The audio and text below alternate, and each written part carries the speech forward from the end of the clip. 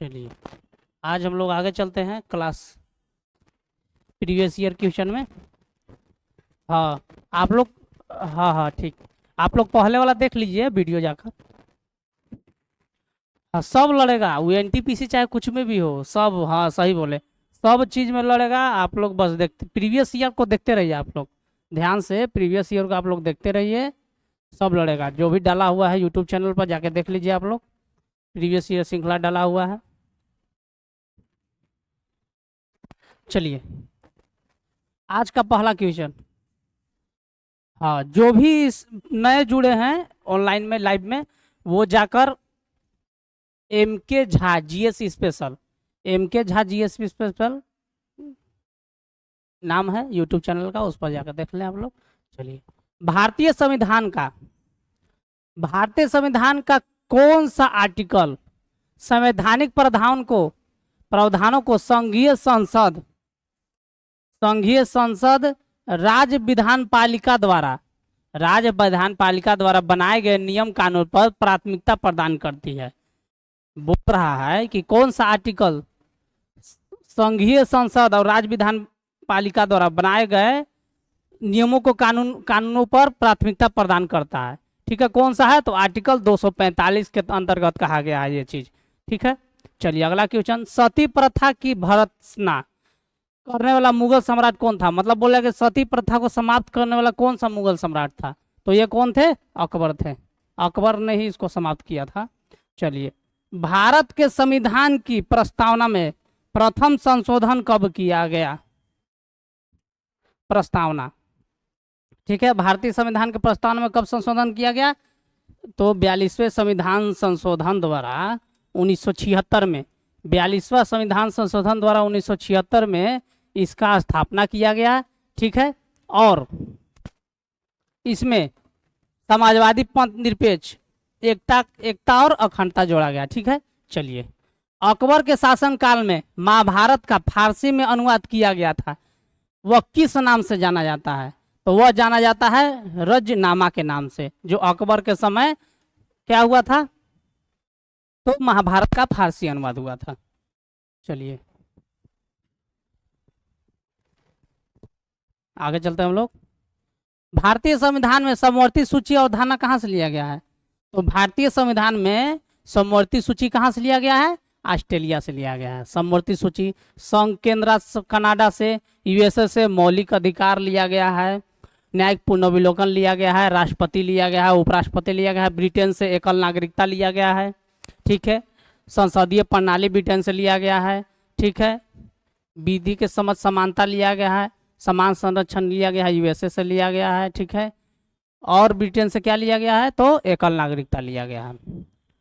किसने भूमि मापने का पैमाना गज ए सिकंदरी का प्रचलन था? किसने किया था? तो ये किया था सिकंदर लोदी ने। सिकंदर लोदी ने ही 1504 में किसकी स्थापना किया था? तो आगरा की स्थापना किया था इन्होंने। चलिए आगे चलते। हाँ ठीक है, भारतीय संविधान में प्रदत्त स्वतंत्रता का अधिकार के संबंध में निम्नलिखित में से कौन सा कथन सत्य नहीं है? कौन सा कथन सत्य नहीं है? चलिए पढ़ते इसके बाद बनाते हैं हम लोग। ऐसा क्वेश्चन, हाँ ठीक है, ऐसा क्वेश्चन जब भी देना नहीं वाला तो उसको पढ़ ले पूरा, इसके बाद बनाए। आपको कोई दिक्कत नहीं? नहीं, चलिए आगे। भाषण एवं अभिव्यक्ति की अवधित स्वतंत्रता, ठीक है, संघ न जाने की स्वतंत्रता, भारत में भ्रमण करने की स्वतंत्रता, इनमें से कोई नहीं। बोला है में स्वतंत्रता के अधिकार के संबंध में निम्न में से सही नहीं है, तो पहला ही गलत हो गया है। भाषण एवं व्यक्ति का अबाधित स्वतंत्रता नहीं है।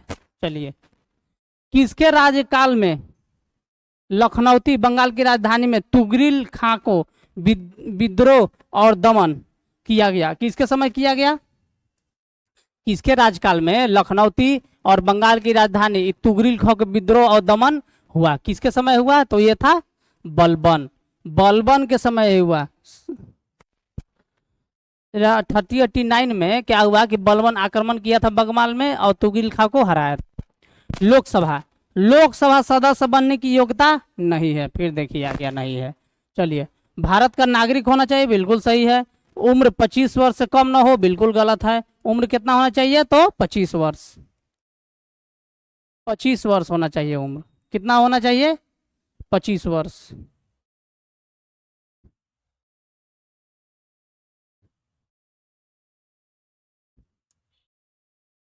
25 वर्ष उम्र होना चाहिए। पागल दिवालिया ना हो, बिल्कुल सही है। सरकारी लाभ के पद पर ना हो, बिल्कुल सही है। तो लोकसभा सदस्य बनने की कितनी उम्र होनी चाहिए? 25 वर्ष। कितनी होनी चाहिए? 25 वर्ष।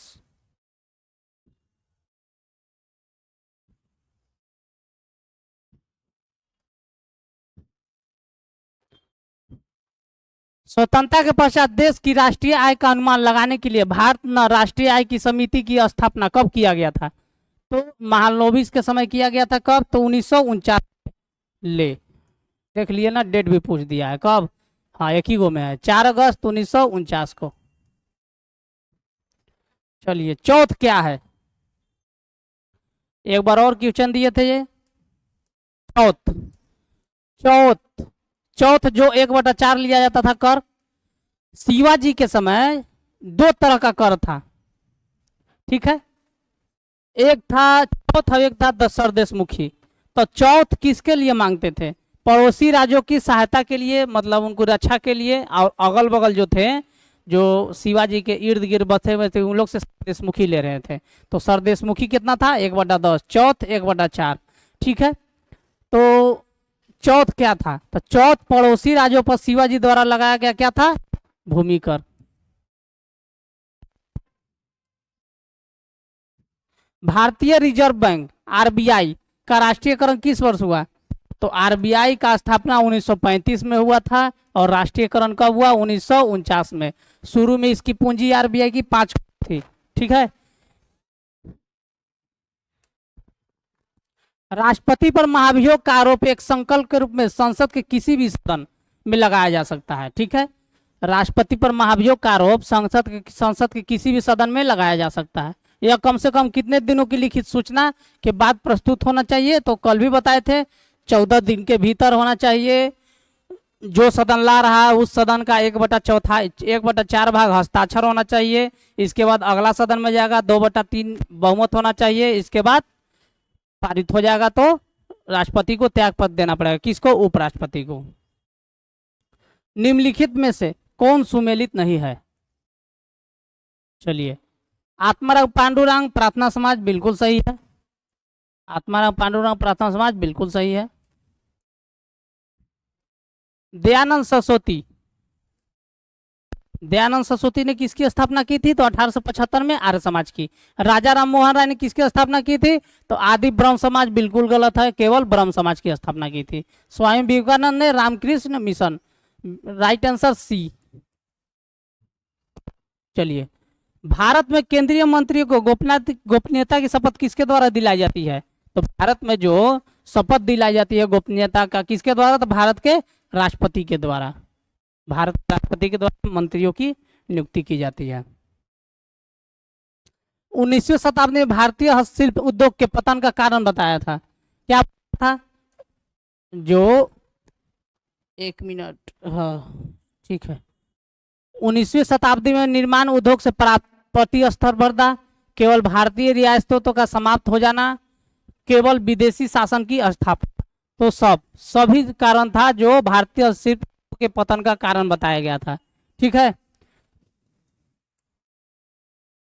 कौन सी विश्व की सर्वाधिक गहरी झील है? तो विश्व की सबसे सर्वाधिक गहरी झील कौन सी है? तो बैकाल झील। बैकाल झील मीठे पानी की झील है, सर्वाधिक गहरी झील है। दूसरी है टिटिकाका, नौगम्य झील है टिटिकाका। ठीक है, चलिए, काली मिट्टी का विस्तार। काली मिट्टी का विस्तार कहाँ है? तो सबसे ज्यादा महाराष्ट्र, गुजरात में भी है। ठीक है, कुछ कुछ पाया जाता है मध्य प्रदेश में भी। तो इनमें से सही, राइट आंसर इनमें से सही। फायान किसके शासनकाल में भारत आया था? फायान जो है किसके शासनकाल में भारत आया था? तो ये आया था चंद्रगुप्त द्वितीय के समय। हर्षवर्धन के समय कौन आया था? ह्वेनसांग आया था। ठीक है, भारतीय गेंडे कहाँ पाए जाते हैं? तो काजीरंगा। एक कहाँ है? तो असम में। एक सिंग वाले गेंडे कहाँ पाए जाते हैं? काजीरंगा में। कार्बेट कहाँ है? Uttarakhand, Jim Corbett. कान्हा, कान्हा सब कहाँ है? तो एमपी में। चलिए, निम्नलिखित में से किस प्रांत में सोयाबीन की खेती के अंतर्गत सर्वाधिक होता है? तो सबसे ज्यादा कहाँ होता है? एमपी में। सबसे ज्यादा मध्य प्रदेश में सोयाबीन की खेती होती है। यूपी में सबसे ज्यादा गन्ना, चीनी। बिहार में सबसे ज्यादा जूट। महाराष्ट्र में क्या होता है? सॉरी, लीची होता है। यहाँ पे दूसरा नंबर पर जूट है। सबसे ज्यादा जूट वेस्ट बंगाल में होता है। महाराष्ट्र में क्या होता है? चीनी भी होता है। पहले यूपी हो गया है। मानव विकास सूचकांक, मानव विकास सूचकांक कौन जारी करता है? तो यूएनडीपी। यूएनडीपी जारी करता है मानव विकास सूचकांक। 3 बहुमी आयाम होता है इसका, प्रति व्यक्ति आय, साक्षरता दर और क्या था? जीवन प्रत्याशा। हाँ बिल्कुल सही। ठीक है, इस बार रैंक कितना है 2025 में? 130। हाँ बिल्कुल सही। चलिए ठीक। पूर्वी घाट एवं पश्चिमी घाट की श्रेणियों का सम्मिलित स्थल क्या कहते हैं? नीलगिरी पर्वत। क्या बोलते हैं? नीलगिरी पर्वत पहाड़ी। नीलगिरी पहाड़ी पर होता है। ठीक है। हरित क्रांति का संबंध मुख्यतः किस है? हरित क्रांति, हरित क्रांति सबसे ज्यादा किसके लिए? तो गेहूं के लिए। कब स्टार्ट हुआ? 1966-67 में। हरित क्रांति में पहला किसका उत्पादन सबसे ज्यादा हुआ? गेहूं का। फिर किसका हुआ? चावल का। सबसे ज्यादा जो बल दिया गया किस पर? गेहूं पर दिया गया। ऑप्शन में गेहूं चावल दोनों रहे तो दोनों मारिएगा, मतलब मिक्स करके दे दे है, जे गेहूं मक्का चावल गेहूं ऐसे दे दे तब। हाँ हाँ, सीजीएल मेंस में पूछा हुआ था। हाँ चलिए। शरीर का कौन सा अंग रक्त उत्पादन करता है? कौन सा? कहाँ होता है? तो अस्थि मज्जा में। चलिए। मार्ले मिंटो सुधार कब आया था? 1909 में। मार्ले मिंटो सुधार आया था 1909 में। इसमें पृथक निर्वाचन प्रणाली को अपनाया गया। पृथक निर्वाचन प्रणाली को मार्ले मिंटो सुधार के नाम से जाना जाता है। ठीक है, पृथक मुस्लिमों के लिए पृथक निर्वाचन प्रणाली दिया गया था। निम्नलिखित में से कौन सा कथन सही है? ठीक है, शरीर में सारा रक्त किडनी के माध्यम से मिल जाता है।